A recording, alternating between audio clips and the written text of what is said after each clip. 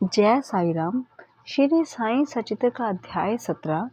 इस अध्याय को हम पहले पार्ट में पढ़ चुके हैं।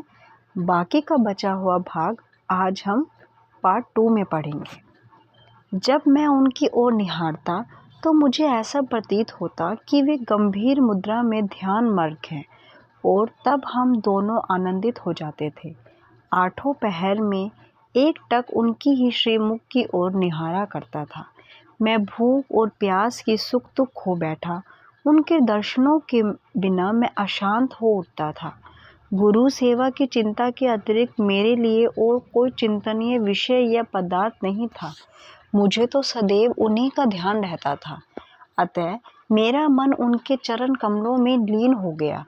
यह हुई 1 पैसे की दक्षिणा। धैर्य है दूसरा पैसा। मैं धैर्य पूर्वक बहुत काल तक प्रतीक्षा कर गुरु सेवा करता रहा। यही धैर्य तुम्हें भी भवसागर से पार उतार देगा। धैर्य ही मनुष्य में मनुष्यत्व है। धैर्य धारण करने से समस्त पाप और मोह नष्ट होकर उनके हर प्रकार के संकट दूर होते हैं तथा भय जाता रहता है। इसी प्रकार तुम्हें भी अपने ध्येय की प्राप्ति हो जाएगी। धैर्य तो गुणों की खानदान व उत्तम विचारों की जननी है। निष्ठा और धैर्य 2 जुड़वा बहनों के समान ही है, जिसमें परस्पर प्रगाढ़ प्रेम है। मेरे गुरु मुझसे किसी वस्तु की आकांक्षा न रखते थे। उन्होंने कभी मेरी उपेक्षा नहीं की, वरन सदैव रक्षा करते रहे।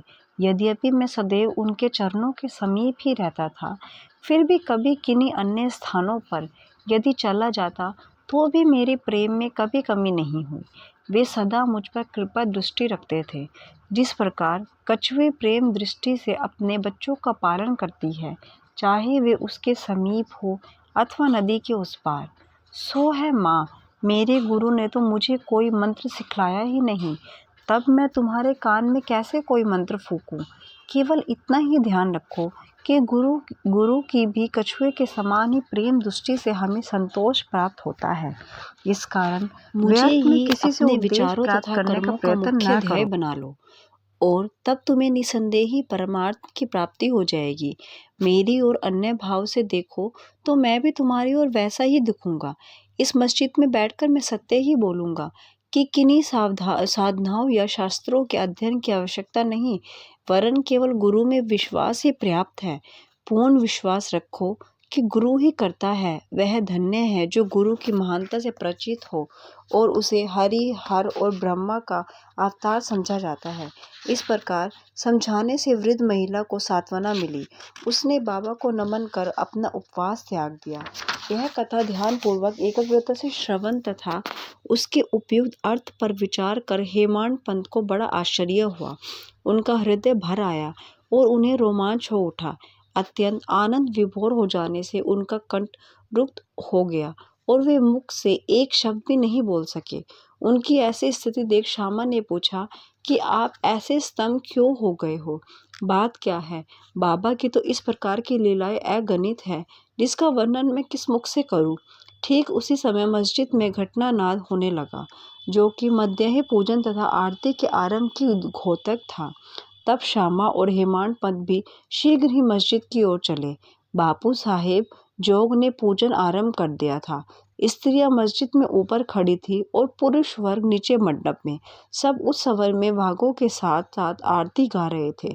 तब हेमाड पंत का हाथ पकड़कर हुए श्यामा भी ऊपर पहुंचे और वे बाबा के दाहिनी ओर तथा हेमाड पंत बाबा के सामने बैठ गए।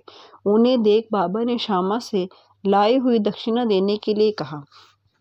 तब हेमाड पंत ने उत्तर दिया कि रुपयों के बदले श्यामा ने मेरे द्वारा अपने 15 नमस्कार भेजे हैं तथा स्वयं ही यहाँ आकर उपस्थित हो गए हैं। बाबा ने कहा, अच्छा ठीक है, तो अब तुम मुझे यह बताओ कि तुम दोनों में आपस में किस विषय पर वार्तालाप हुआ है। तब घंटी, ढोल और सामूहिक ज्ञान गाना की ध्वनि की चिंता न करते हुए हेमाड पंत उत्कंठा पूर्वक उन्हें वह वार्तालाप सुनाने लगे। बाबा भी सुनने की अति उत्सुक थे, इसलिए वे तकिया छोड़कर थोड़ा आगे झुक गए। हेमाड पंत ने कहा कि वार्ता और अति सुखदायी थी। विशेषकर उस वृद्ध महिला की कथा तो ऐसी अद्भुत थी, जिसे श्रवण कर मुझे तुरंत ही विचार आया कि आपकी लीलाएं अगाध हैं और इस कथा की ही ओट में आपने मुझ पर विशेष कृपा की है। तब बाबा ने कहा, वह तो बहुत ही आश्चर्यजनक पूर्वक है। अब मेरी तुम पर कृपा कैसे हुई इसका पूर्ण विवरण सुनाओ। कुछ काल पहले सुना वार्तालाप जो उनके हृदय पटल अंकित हो चुका था, वह सब उन्होंने बाबा को सुना दिया। वार्ता सुनकर बाबा अति प्रसन्न हो कहने लगे कि क्या कथा से प्रभावित होकर उसका अर्थ भी तुम्हारी समझ में आया है? तब हेमंत ने उत्तर दिया कि हाँ बाबा, आया तो है। उससे मेरे चित्त की चंचलता नष्ट हो गई है। अब यथार्थ में मैं वास्तविकता से शांति और सुख का अनुभव कर रहा हूँ। तब मुझे सत्य मार्ग का पता चल गया है। तब बाबा बोले, सुनो, मेरी पद्धति भी अद्वितीय है। यदि इस कथा का स्मरण रखोगे तो यह बहुत ही उपयोगी सिद्ध होगी। आत्मज्ञान प्राप्त करने के लिए ध्यान अत्यंत आवश्यक है, और यदि तुम इसका निरंतर अभ्यास करते रहोगे तो कुप्रवृत्ति शांत हो जाएगी।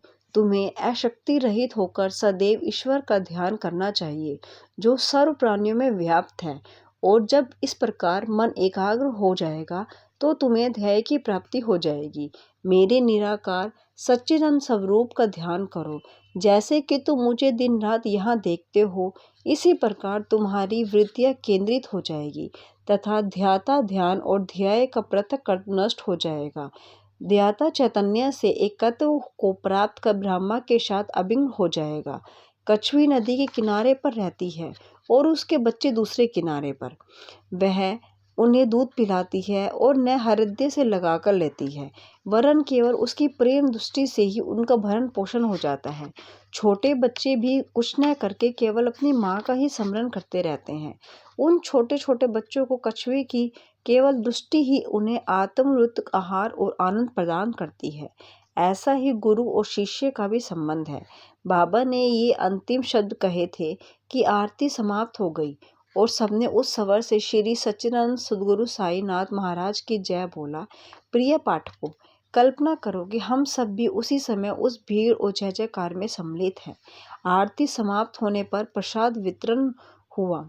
बापू साहेब जोग हमेशा की तरह आगे बढ़े और बाबा को नमस्कार, मुट्ठी भर मिश्री का प्रसाद बाबा को दिया।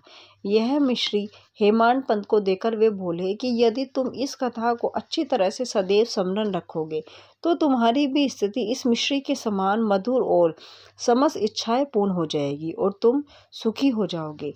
हेमंत पंत ने बाबा को साष्टांग प्रणाम किया और स्तुति की, प्रभु इसी प्रकार दया कर सदैव मेरी रक्षा करते रहो। तब बाबा ने आशीर्वाद देकर कहा कि इन कथाओं का श्रवण कर नित्य मनन तथा निधि ध्यान कर तत्व ग्रहण करो। तब तुम ईश्वर का सदा स्मरण तथा ध्यान बना रहेगा और वह स्वयं तुम्हारे समक्ष अपने स्वरूप को प्रकट कर देगा। प्यारे पाठकों, हेमंत पंत को उस समय मिश्री का प्रसाद भली भांति मिला, जो आज हमें इस